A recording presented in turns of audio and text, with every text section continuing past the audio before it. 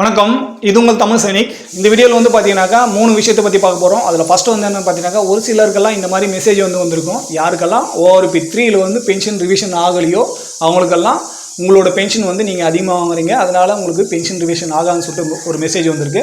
So அதை பற்றியும், ரெண்டாவது வந்து பார்த்தீங்கன்னாக்கா, ஸ்பார்ஸில் யாருக்கெல்லாம் மைக்ரேட் ஆகிட்டீங்களோ உங்களுக்கு வந்து அரியர் கிடச்சிருக்குனாக்கா உங்களுக்கு இந்த லம்சம் அமௌண்ட்டோட பென்ஷன் ஸ்லிப் வந்து ஜென்ரேட் ஆகிருக்கும். அதே பென்ஷன் ஸ்லிப்பில் வந்து பார்த்தீங்கன்னாக்கா ஒரு கேல்குலேஷன் ஷீட்டு கொடுத்துருக்காங்க. ஸோ அதை பற்றியும் பார்க்க போகிறோம். மூணாவது வந்து பார்த்தீங்கன்னாக்கா, இந்த 3% டிஏவோட டிஆர் வந்து அதிகரிக்கணும். அதுவும் அதே போல் தீபாவளி போனஸ் வந்து கிடைக்கணும். அதை பற்றியும் வந்து ஒரு லெட்டர் ஒன்று ரிலீஸ் ஆயிருக்கு. அதை பற்றியும் வந்து டீட்டெயிலாக பார்க்க போகிறோம் இந்த வீடியோவில். ஸோ இந்த வீடியோ பார்க்கறதுக்கு முன்னாடி என்னோட வேண்டுகோள் என்னன்னு பார்த்தீங்கன்னாக்கா, ஃபஸ்ட் டைம் நம்ம சேனல் பார்க்குறவங்க மறக்காம சேனல் சப்ஸ்கிரைப் பண்ணிவிட்டு பக்கத்தில் இருக்க பெல் ஐக்கானை கிளிக் பண்ணிங்க. அதே போல் சேனலில் இருக்க பழைய வீடியோ பார்த்து நம்மளோட சேனலுக்கு வந்து சப்போர்ட் கொடுங்க. அடுத்து வந்து என்னென்னு பார்த்தீங்கன்னாக்கா, யாரெல்லாம் எங்கிட்ட ஃபோன் பண்ணி வரீங்களோ உங்களுக்கு ஏதாவது ப்ராப்ளம் இருக்குது, ஆக்சுவலான ப்ராப்ளம் இருக்குனாக்கா, நீங்கள் ஃபஸ்ட்டு உங்களோட என்ன டாக்குமெண்ட்டோ அதை வந்து சென்ட் பண்ணால் மட்டும்தான் நான் உங்களுக்கு வந்து சரியான ரிப்ளை வந்து கொடுக்க முடியும். நீங்கள் வந்து வெறுமனே எங்கிட்ட ஃபோன் பண்ணி வந்து பேசணும் அப்படின்னு சொல்லிட்டு பேசுனீங்கன்னாக்கா எங்கிட்ட இருந்தும் சரியான பதில் கிடைக்காது.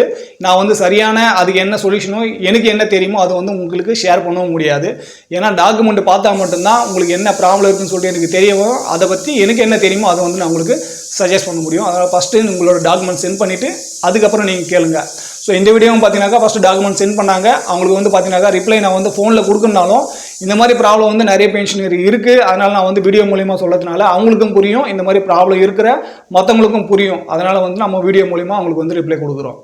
ஸோ ஃபஸ்ட் பாயிண்ட் வந்து என்னென்னு பார்த்தீங்கன்னாக்கா, ORP 3ல் வந்து யாருக்கெல்லாம் எலிஜிபிலிட்டி இல்லையோ, யாருக்கெல்லாம் பென்ஷன் ரிவிஷன் ஆகலையோ அவங்களுக்கெல்லாம் பார்த்தீங்கன்னாக்கா இந்த மாதிரி மெசேஜ் ஒன்று வந்திருக்கு.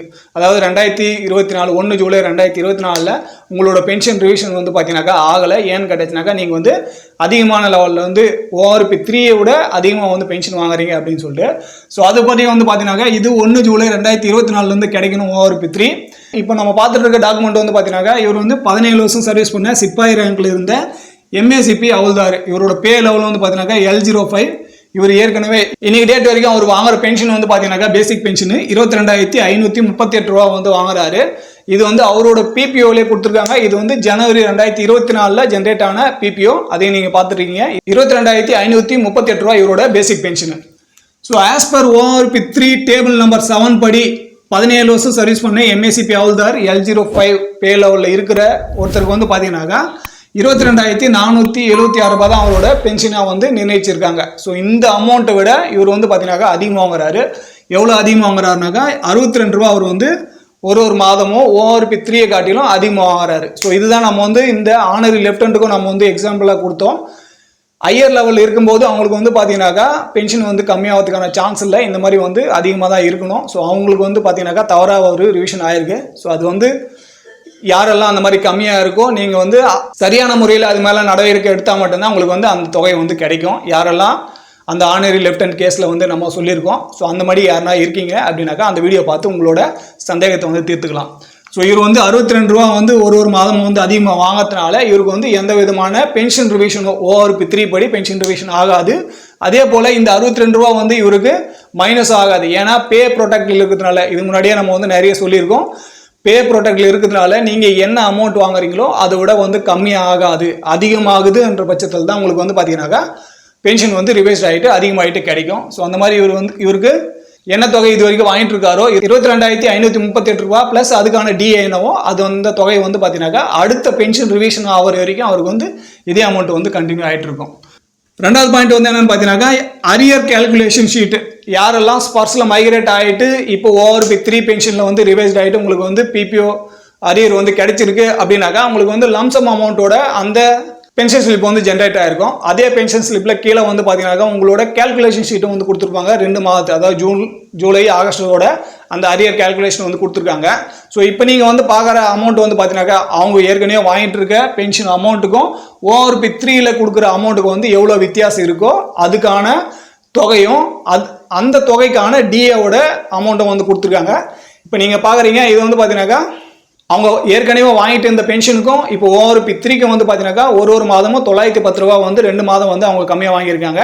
அதனால் 910 ரூபா 2 மாதம் வந்து கொடுத்துருக்காங்க.